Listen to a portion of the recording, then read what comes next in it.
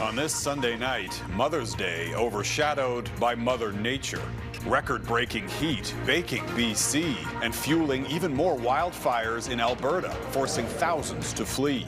Our town is, they said, we won't be going home in the foreseeable future. Is there any relief in sight? Is this the end of Erdogan? Turkey's longtime powerful president faces his toughest political fight. We've got the latest election results. Breast cancer concerns. Upwards of 400 avoidable deaths are occurring in Canada every year. The new U.S. research sparking calls for Canada to start screening sooner. Plus, Mother's Day in mourning. It's hard enough losing your mother. Canada's largest cemetery, closed for months from a labor strike, opens its gates to frustrated families. Global National with Farah Nasser. Reporting tonight, Jeff Semple. Good evening and thank you for joining us. We begin tonight with the wildfires burning relentlessly in Alberta. More people were ordered to leave their homes overnight, and the number forced to escape is only expected to rise as those hot, dry conditions cover the province. There appears to be no end in sight. Across Alberta tonight, there are 90 wildfires burning. A quarter are out of control. More than 19,000 people have been ordered out of their homes, and there's no word on when they will be able to return. Alberta officials provided an update late today. For those who are in a community that's on an evacuation alert, I cannot stress strongly enough the need for residents to be prepared in case there is an urgent need to evacuate. Things can change quickly, and an evacuation order may be issued with little warning. Right now, the fire danger is considered extreme and is poised to get worse. What's known as a heat dome is hitting this weekend. That's when the heat is higher than the relative humidity, causing temperatures to climb well above 30 degrees in some areas. Marney Blunt is in Fox Creek, where an evacuation order has been expanded. Marney. Jeff, as you can see behind me, the community of Fox Creek is closed. Residents have been forced to leave their homes, unsure of when they'll be able to return, as the wildfire continues to burn out of control, growing to now more than 25,000 hectares in size. A massive wall of smoke and flames backdrops the community of Fox Creek, Alberta. Alberta wildfire crews working relentlessly to keep the fire at bay, fighting the flames alongside heli attack crews from Oregon and Cypress Hills, and a pre-suppression crew from Quebec. The town evacuated and eerily quiet, with the wildfire on its doorstep. Many forced to flee to the nearby community of Urquhart. Living away from home, yeah, a week later it's getting tiresome. I know we're away from home and everybody's stressed, but as long as everybody is, safe is the main thing for me. I mean, we're all wondering whether we're going to have homes to go to or not. An evacuation center has been set up, helping those newly homeless with supports and donations for items they may need, and providing a place for families to gather away from their hotel rooms. It's been interesting. It's been stressful. Our town is, they said, we won't be going home in the foreseeable future, so I don't know what that means, but I'm hoping within a week or so. The mayor of Whitecourt says they've supported over 1,600 wildfire evacuees, including some from other communities. We're just trying to make it take some stress out of people's lives. We know how stressful this is, and we're just trying to make it better. And many evacuees say they're grateful for the sense of community they've received. It's overwhelming. It's it's a very sense of community. You know what I mean? Wonderful neighbors. It's just overwhelming how they've come together and helped us. Now, behind the community, bulldozers are working to build fire guards to prevent the wildfire from coming even closer, which is now about 15 kilometers northeast of Fox Creek and another 14 kilometers southeast of the community of Little Smoky. Jeff? All right, thanks, Marney. And those summer-like temperatures are baking not only Alberta, but also BC. That province is being hit with a heat wave. A special weather statement is now in place. Temperatures are 10 to 15 degrees above normal for mid-May, breaking records and sparking wildfires, flooding, and heat-related illness. Here's Catherine Urquhart. Across British Columbia, residents are dealing with a record-breaking heat wave. It's really hot. It's pretty hot. We're glad that we brought umbrellas and refreshments. In Lytton, it was 34.1 degrees Saturday, making it Canada's hotspot and smashing a previous record of 29.6, set in 2012. Not welcome news in a community that burned to the ground in 2021 amid extreme heat. And there were dozens of other records. First heat wave of the season and temperatures soaring 10 and up to 15 degrees above the average for this time of the year. Temperatures records fell yesterday, and we'll see more falling today and likely in towards our Monday. With several days of heat still ahead, warnings are being issued for those most vulnerable to heat exhaustion and heat stroke. We know that people who are at high risk of heat-related illness don't always realize when their bodies are getting too hot or their space is getting too hot. And that's why I really encourage people to check on their friends and neighbors. Sunny skies are always a draw for outdoor adventurers, many of whom head up to the mountains. For those often tasked with rescuing them, there was this piece of advice. You need to make sure you're hydrated before your hike. Make sure you have lots of water with you. Put some Nun tablets or Gatorade into that as well, so you get some electrolytes out of it. And then the other really important factor, and we're seeing this today, is you need to have sunscreen. Clearly, many are enjoying this unexpected heat wave in BC. Wear a hat, lots of sunscreen. With everyone urged to do so safely. Catherine Urquhart, Global News, Vancouver. Turning to Europe now, where the Ukrainian president was in Germany meeting with Chancellor Olaf Scholz. It's Volodymyr Zelensky's latest stop on his European tour to push allies for faster delivery of weapons for Ukraine's defense. The German government has pledged the largest aid package to Ukraine since Russia's invasion 15 months ago, as Kyiv prepares for a major counteroffensive. Touria Izri reports. Ukrainian President Volodymyr Zelenskyy was greeted by a grand reception as German Chancellor Olaf Scholz welcomed him to Berlin with military honors. Lieber Volodymyr, herzlich willkommen in Berlin.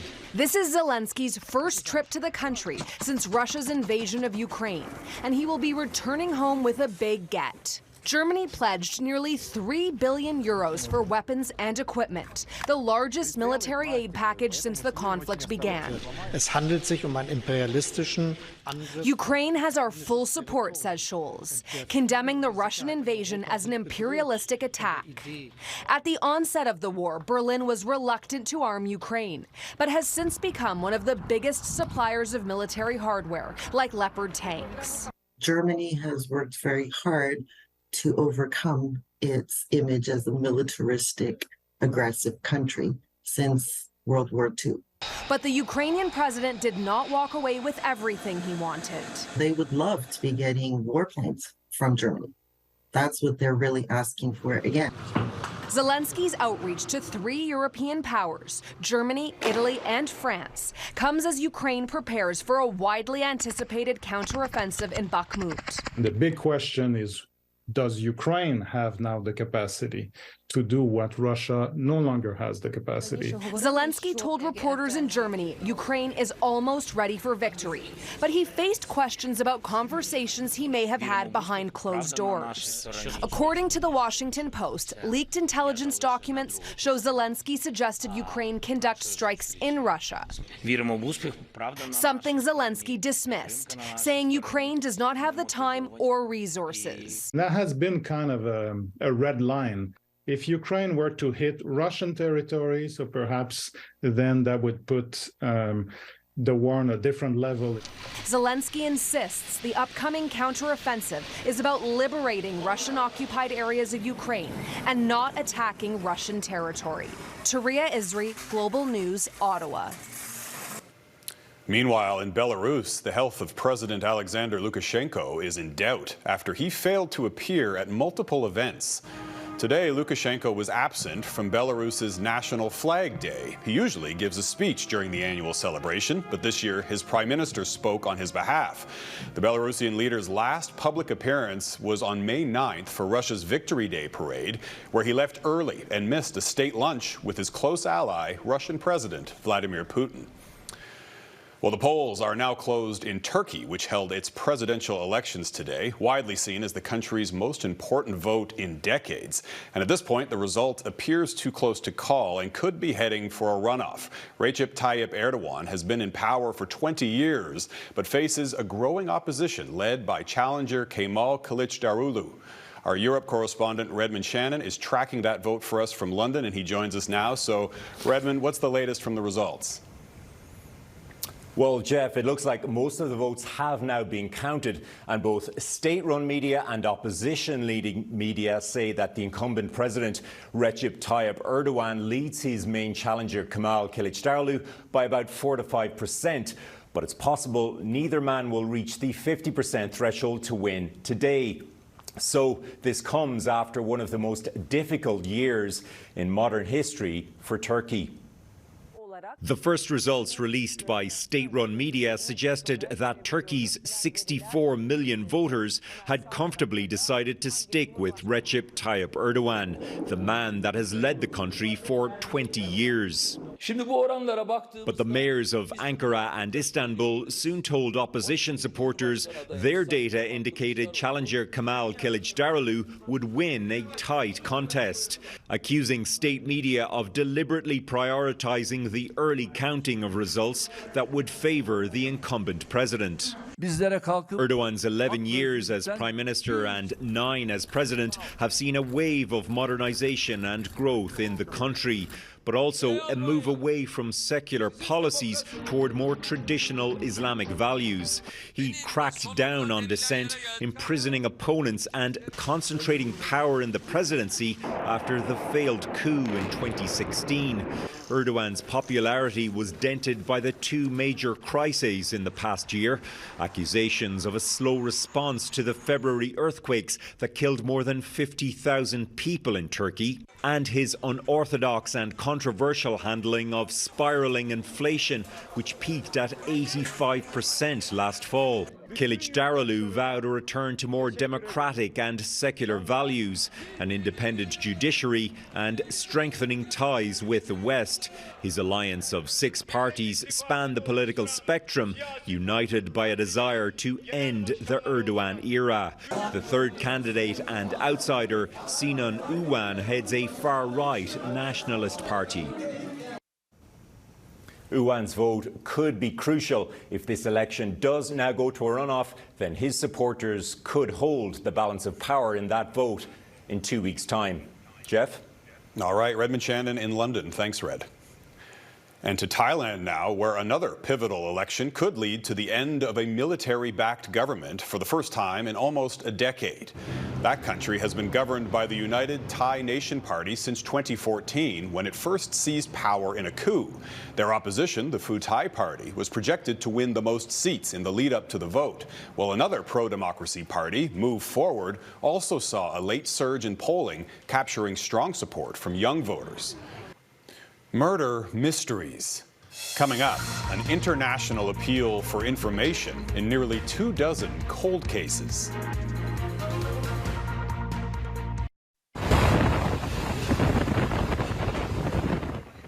Severe weather is slamming Myanmar and Bangladesh as Cyclone Mocha makes landfall. Millions are taking shelter from heavy rainfall and powerful winds, clocking 210 kilometers an hour. At least 3 people have already died in Myanmar. That cyclone also battered Bangladesh, where there are fears for the coastal area of Cox's Bazar. 1 million Rohingya refugees who fled Myanmar are camped out there. Early reports suggest Mocha's impact was weaker than expected. In Europe, Interpol is launching an international appeal for information in nearly 24 unsolved murders. Police in the Netherlands, Belgium, and Germany are asking for help to identify 22 women murdered between 1976 and 2019, and whose names remain a mystery. As Mike Armstrong explains, by releasing new details about the murders, investigators hope it might spark someone's memory. People from the neighborhood have noticed that suitcase for weeks, but everyone thinks it is just garbage. They are 22 mysteries. For each case, police have put together reconstructions and crime scene photos. This one is called The Woman in the Suitcase. Each has a title. None has an identity.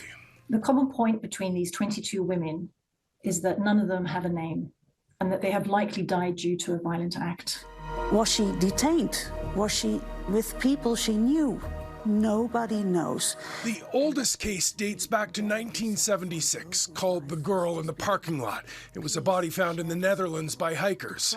In each case, Interpol is making public excerpts from what's called a black notice. Information usually shared only with police forces. These extracts would include case information on where the body was found, and also can provide important information on property, as well as physical descriptions, including facial reconstruction images. On June 7th, 2005... Now, the bodies were found in 3 countries, Belgium, Germany, and the Netherlands, but Interpol is reaching out internationally. It says in some cases the victims could have been from other countries. In other cases, they could have been moved after the murder to throw off police. Sadly, missing persons is a growing problem across the world, affecting all regions. And this is due, for example, due to global migration, as well as human trafficking. The operation casts a wide net, but with the knowledge there are answers out there somewhere. Each victim had a family and friends. Geef deze vrouwen hun identiteit terug. Someone somewhere knows something. Mike Armstrong, Global News. Still ahead, a warning for women on early screening for breast cancer.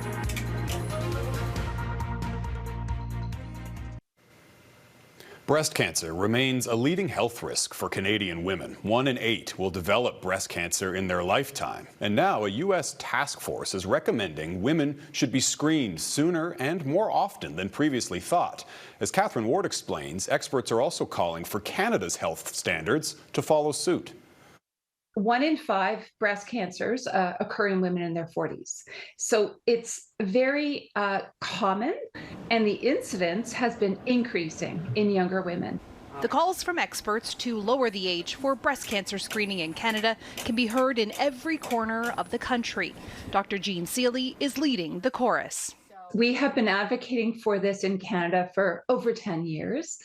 The importance of women getting breast cancer in their 40s cannot be overstated. Women in their 40s have a much higher chance of having aggressive cancer, and 17% of breast cancers happen in the 40s. The debate reignited this week after a U.S. task force echoed what experts here say they know all too well. More inclusive science has shown us that all women should be screened for breast cancer every other year starting at age 40. Modeling has been done to show that upwards of 400 avoidable deaths are occurring in Canada every year. And so we know that lives can be saved. As with many health standards, breast cancer screening varies between provinces and territories. But experts say the data is clear. Early screening can make a big difference, especially when lives are on the line. Provinces that screen at 50 versus provinces that screen at 40 have more cases of advanced cancer. Jenny Dale advocates for the change, hoping to flip the narrative one person at a time, knowing what it can mean for the patient and the people who love them. Advanced cancer doesn't just mean death, it means suffering. It means more cases of mastectomy and chemotherapy and lymphedema and impacts on the family. Not just psychological, financial, it's huge. So we have to catch cancer early, and we can do it. I mean, let's do it. Catherine Ward, Global News, Toronto. Up next, paying respects to Mom. A cemetery opens its doors for the first time in months for Mother's Day.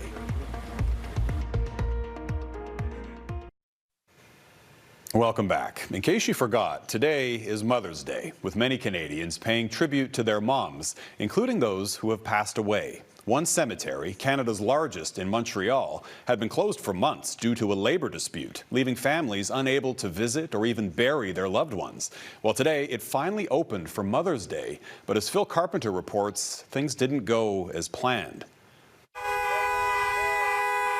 This is what happens after waiting months to see loved ones at the Notre-Dames-des-Neiges cemetery. It's unreal to let the people go through this. Some, like Jimmy Koliakodakis, who lost his mom in February, can't even bury them. It's hard enough losing your mother, but then just having her just wait in a refrigerator or freezer for all these months. There are nearly 300 unburied bodies, according to cemetery officials. On Sunday, management opened the property for Mother's Day for 6 hours so that families could visit their loved ones. I parked my car a mile away because the doors are all closed. They had said today they're all going to be open, and that's not the case. There's a lot of traffic. Traffic lined up for at least a kilometer in each direction outside the only open gate, forcing motorists to wait an hour or more just to get onto the property. It's despicable, I find. The cemetery has been closed since January 12 when workers went on strike. The union says management wants to cut staff and freeze salaries. They've been without a contract since 2018. So for us, the move that we make on January 12th was our last resort. The cemetery was opened at the end of March for visitors to pay their respects, but it was closed again a few days later after an ice storm brought down trees and branches. It's been closed since then because the debris makes much of the ground impassable. Some visitors Sunday blame both parties in the dispute. I realize it's maybe the administration, but also at the same time, the workers themselves, they got to realize that, you know what, they have a bigger job at hand. The Quebec government has appointed 2 mediators. They work very hard, and I'm expecting new developments very soon. At the cemetery Sunday, though, visitors had to take care of some things themselves. I got over $600 of dirt and flowers from all my family, my sisters, my brothers. All hope for a resolution before long. Phil Carpenter, Global News, Montreal. And that is Global National for this Sunday night. I'm Jeff Semple, and we want to wish you a happy Mother's Day. For many, of course, a bouquet of flowers is a popular way to show Mom how much she's appreciated. So tonight's Your Canada is the Atwater Market in Montreal, one of many florists seeing an uptick in business today. Thanks for watching. Donna will be back here with you tomorrow. Have a great night.